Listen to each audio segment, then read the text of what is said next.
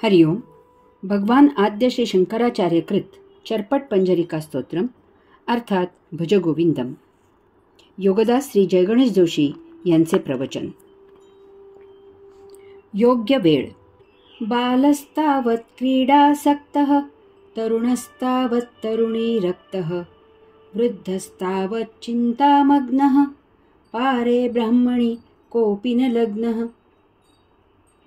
बालपणी खेळण्यात दंग होता, तरुणपणी तरुणीच्या मोहात आसक्त होता, वृद्धापकाळी चिंता करत बसला होता, परंतु ब्रह्मस्वरूप झालेला कोणीही आढळून आला नाही. भगवान आद्य श्री शंकराचार्य या स्तोत्रात सांगत आहेत की माणूस त्याचे सर्व आयुष्य भौतिक जीवन जगण्यातच खर्च करत असतो. लहानपण खेळात जाते, झोपताना एखादे खेळणे हातात नाहीतर कुशीत घेऊन झोपले जाते. सकाळी जाग आली की पुन्हा खेळायला सुरुवात होते. देहधर्म आईने येऊन करवून घ्यावा, गोड गोड बोलत आईने घास भरवावा, आपण खेळात दंग असावे. शैशव संपून जरा मोठे झाल्यावर सवंगडी जमतात, त्यांच्यासह मौज मजा करावी, खेळावे. अभ्यासाला, जेवायला, झोपायला आईने 10 हाका माराव्यात, तेव्हा नाईलाजाने जावे. तारुण्य जवानीची मस्ती करण्यात जाते. अंगात रग आणि उत्साह ओसंडून वाहत असतो. सर्वत्र आकर्षणे खुणावत असतात. त्यासाठी लागणारा पैसा मिळवला जातो. आता खेळांचे स्वरूप बदललेले असते, परंतु खेळाची लज्जत सुटत नाही. मैदानी खेळ आवडू लागतात. नाटक, सिनेमाचे खेळ आवडतात. कामक्रीडेत तारुण्य कसे निघून जाते तेच समजत नाही. त्या दुर्दैवाने एखादे व्यसन जडले तर आयुष्याचा खेळ कोंडवा व्हायची वेळ येते. वृद्धापकाळ चिंता करण्यात जातो. देहाची स्थिती गलित गात्र झालेली असते. लहानपणीच्या आठवणी सतावत असतात. तारुण्याचे खेळ झोप उडवतात. बरोबरीचे पुढे निघून जातात. काही त्या वाटेवर असतात. बाकीचे जरा जर्जर झाल्यामुळे भेटत नाहीत. जे भेटतात ते वयाने लहान असतात. त्यांच्याजवळ बोलताना विषय जमत नाहीत. त्यामुळे आता आपले कसे होणार याची चिंता लागते. नियतीचा हा खेळ फार त्रासदायक असतो. या सर्व भौतिक कार्यक्रमात व्यस्त असल्यामुळे त्याला गोविंदाचे भजन करायला वेळ होत नाही आणि सुचतही नाही. सुचले तरी एवढे झाले की मग निवांतच बसायचे आहे, त्यावेळी पाहू असा विचार करून ते टाळले जाते. इतर खेळांपुढे त्या विश्वेश्वराने मांडलेला वैश्विक खेळ उमजत नाही. त्याची लीला अनुभवण्याची बुद्धी होत नाही. त्यामुळे माणसाच्या अंशात्म्याला जे गतसंचिताचे गाठोडे चिकटलेले असते ते रिकामे होत नाही. त्यात भर होते आणि ते आणखी जड होते. त्याच्या आयुष्यात तो जे कमावतो ते त्याला येथेच सोडावे लागते. ते त्याच्याबरोबर जाऊ शकत नाही. त्यामुळे माणूस देहत्याग करताना येथे कमावलेलेही येथेच ठेवून तसाच परत जातो. अशा प्रकारे माणसाचे दुहेरी नुकसान होते. गतसंचित वाढून ते बाळगत नवा जन्म घ्यावा लागतो आणि तेव्हा गत आयुष्यात जे कमावलेले असते ते मागेच राहते. त्याच्या नव्या जन्मी काहीही उपयोग होत नाही. त्यासाठी पुन्हा नव्याने सारीपाठ मांडावा लागतो. या तोहोपासूनही त्याची सुटका व्हायला उपाय करावा लागतो आणि तो शाश्वत असावा लागतो. तसे नसेल तर पुनरागमनाची भीती असते. यास्तव गतसंचित संपावे आणि त्याचबरोबर त्याने जे कमावले आहे तेही त्याच्याबरोबर पुढील यात्रेत त्याला उपयुक्त व्हावे असा काही उपाय करावा लागतो. बहुतेकांचा असा गैरसमज असतो की योग, अध्यात्म, साधना, उपासना या वृद्धापकाळात रिकामटेकडा वेळ घालवण्यासाठी करायच्या गोष्टी आहेत. उद्या करत उद्या फक्त मृत्यू हजर होतो. योग करायचे या जन्मी तसेच राहून जाते. आपली जीवन पद्धतही याला साजेशीच सुरू असते. लहानपणी जे संस्कार होतात ते पुढे जीवनात उमटतात. जो गुण बाळा तो जन्म काळा असे म्हटले जाते. परंतु मुलांवर संस्कार करायला आई वडिलांना वेळ नसतो. ते मुलाला संस्कार वर्गात घालतात. अगोदरच शाळा करून तो बालजीव थकलेला असतो. त्यात या संस्कार वर्गाची भर होते. किंवा मे महिन्याची, दीपावलीची, नाताळाची सुट्टी या अशा संस्कार वर्गात घालवावी लागते.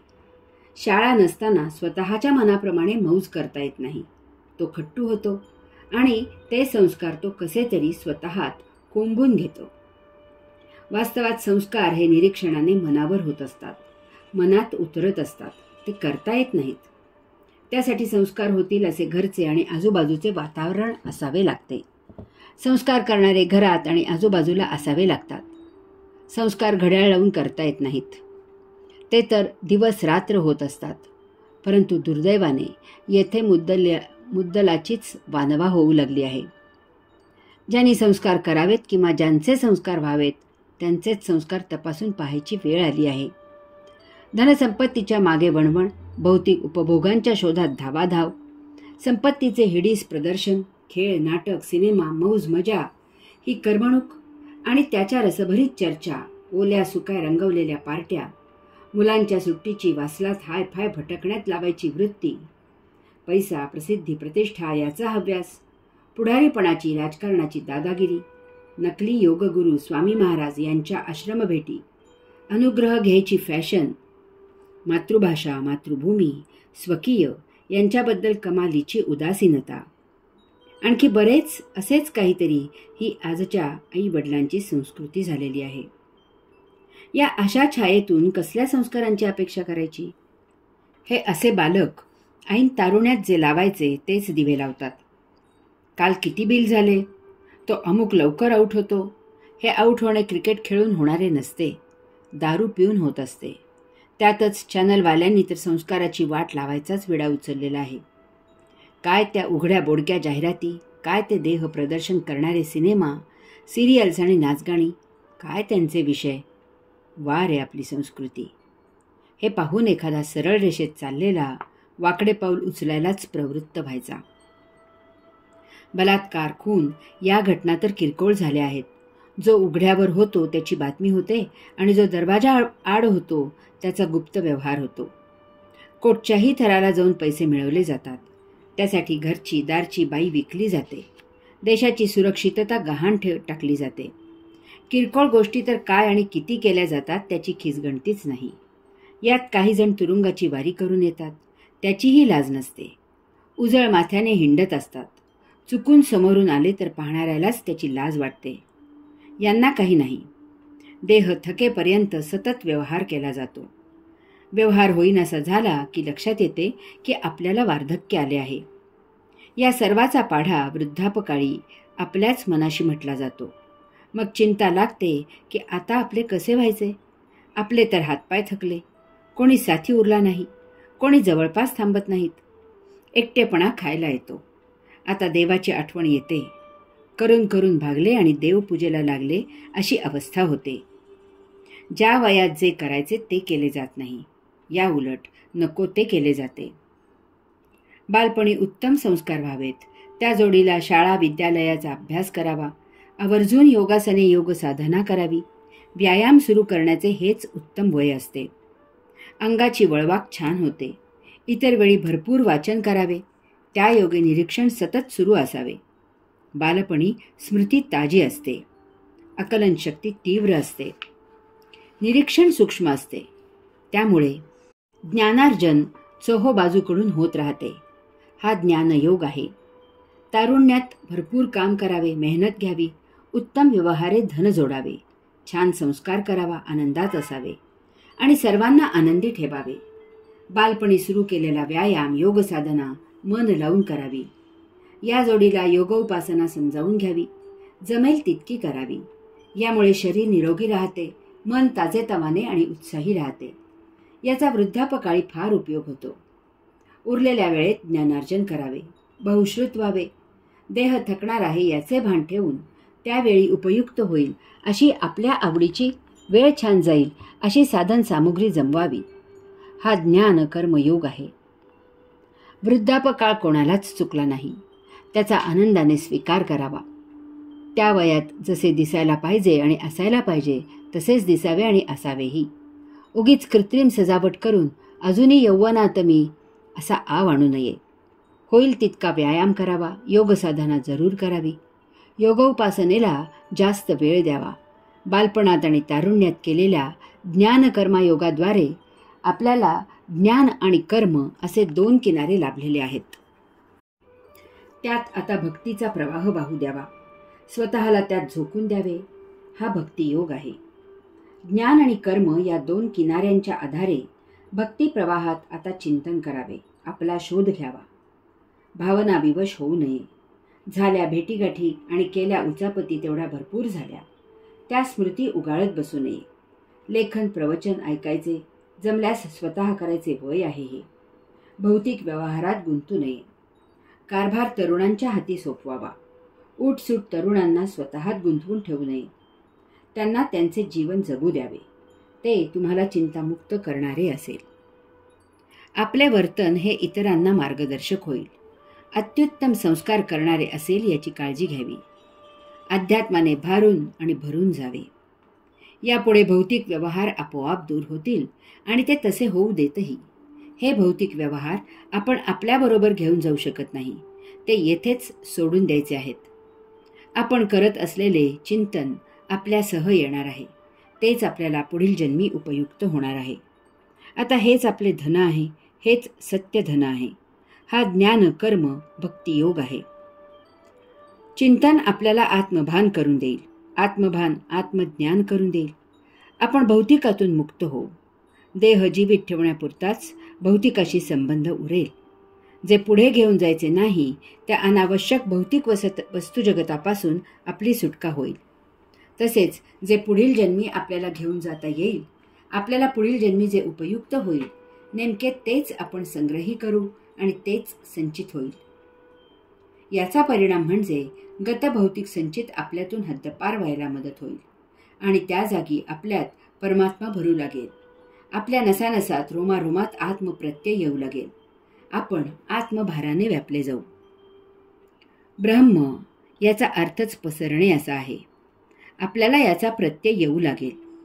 आत्मभारामुळे आपला अंशात्मा आता आपल्या देहात पसरू लागेल. तो सर्व शरीरात भिनू लागेल. आपल्याला कुंडलिनी शक्ती व्यापून टाकेल. आपण आत्मब्रह्मी आत्मरंगी होऊ. आता साक्षात्कार ते दिव्य दर्शन दूर नाही, अगदी समीप आलेले आहे. केव्हाही ते द्वार उघडेल आणि आपण पावन होऊ. आपण एका अलौकिक परमधवल अतिशुभ्र अशा प्रकाशाने व्यापून जाऊ. ही अनुभूती हीच आपल्या मानवी जीवनाची सर्वोच्च उपलब्धी आहे. तसे झाले नाही तर हा नरजन्म वाया गेला असे समजावे. तो जन्माला घातला काय आणि घातला नाही काय, काही फरक नाही. एखादा किडासुद्धा आपला जन्म सार्थकी लावतो आणि पुढील योनी प्राप्त करतो. धनसंपत्ती मिळवण्यासारखी ज्ञानार्जन करणे हा ज्ञानयोग नाही आणि त्यासाठी कामात व्यस्त असणे हाही कर्मयोग नाही. तसेच धार्मिक विधी करणे, धार्मिक मंत्रांचे पठण करणे, स्वामी महाराजांचा अनुग्रह घेणे, तीर्थयात्रा करणे हा भक्तियोग नाही. येथे भगवान आद्य श्री शंकराचार्यांनी बालक, तरुण आणि वृद्ध ही रूपके म्हणून सांगितली आहेत. यापासून धडा घेऊन आपण जीवनात 3 गोष्टी परत परत करायचे टाळायचे आहे आणि त्या योगे 4थी गोष्ट आपोआप सिद्ध होईल. ती परत परत करून जपायची आहे. आयुष्यात जेव्हा आपल्यापासून भौतिक वस्तू जगत, धनसंपत्ती दूर जाते, तेव्हा भगवंत श्रींच्या कृपेने ते विष आपल्यापासून दूर गेले आहे हे समजून धनसंपत्ती मिळवण्यासाठी परत परत प्रयत्न करून त्याच्या मागे कधीही धावाधाव करायची नाही. जे स्वधर्माने प्राप्त स्वकर्म असेल ते प्रामाणिकपणे करून सहजावस्थेत जे प्राप्त होईल त्यात जीवन मोठ्या समाधानाने जगून आनंदी असायचे आहे. आपल्यापासून जर संसार दूर झाला तर ती भगवंत श्रींनी अध्यात्म सेवा करायला आपल्याला दिलेली सुसंधी आहे हे वेळीच ओळखून पुन्हा पुन्हा संसाराच्या मागे वणवण करायची नाही. जे जीवन प्राप्त आहे त्यात त्या संधीचे सोने करत मोठ्या समाधानाने जगून आनंदी असायचे आहे. वृद्धत्वाले, देह थकला, एकलकोंडेपणा आला तर ध्यान, समाधी, साक्षात्कार यासाठी अति दुर्मिळ अशी ही पर्वणी प्राप्त झाली आहे हे वेळीच ओळखून आपले सर्वस्व त्यात झोकून द्यावे. अशी परिस्थिती प्राप्त करून दिल्याबद्दल भगवंत श्रींचे दररोज आभार मानावेत. कधीही चुकून सुद्धा दैवयोगे प्राप्त वृद्धत्वाच्या विरुद्ध कृत्रिम यौवन आणून मिरवण्याचे स्वप्न बाळगू नये. वयाला शोभेल असेच आचरण करावे. वयाचा गैरफायदा घेऊन कोणाच्याही संसारात ढवळाढवळ करू नये. भगवंताजवळ जवळीक करावी. आता जीवनाचा जप, तप, स्वाध्याय हाच एकमेव कार्यक्रम असावा. आपण कधीही एकटे नसतो. अंतरात्मा सतत आपल्याबरोबर असतो. त्याच्याशी एकरूप व्हावे म्हणजे आत्मज्ञान प्राप्त होईल की आपण अंतरात्माच आहोत. स्वशी घट्ट संबंध प्रस्थापित करावेत. त्या योगे साक्षात्कार प्राप्त होतो. तो जीवनभर जपावा. त्यासाठी कुठेही आश्रमात किंवा मठात जायची आवश्यकता नसते. आपण जेथे असतो तेथेच गाभारा असतो आणि त्या सभोवती आपल्या आचरणाचे मंदिर असते. मंदिरात आपलीच देहादी इंद्रिये भक्तगण म्हणून भजन पूजन करत असतात. आणखी काय पाहिजे? भगवान आद्य श्री शंकराचार्य सांगतात की हे नरा, मूढा सखा शुंभ राहू नकोस. गोविंदाचे भजन कर, योगेश्वराचे भजनी लाग, भगवंत श्रींचे चरणी रुजू हो. कारण अंतकाळ जवळ आला असता तेच तुझ्या हिताचे आहे, तुझे रक्षण करणारे आहे, तुला मुक्ती मिळवून देणारे आहे. ओम तत्सत त्वम असि.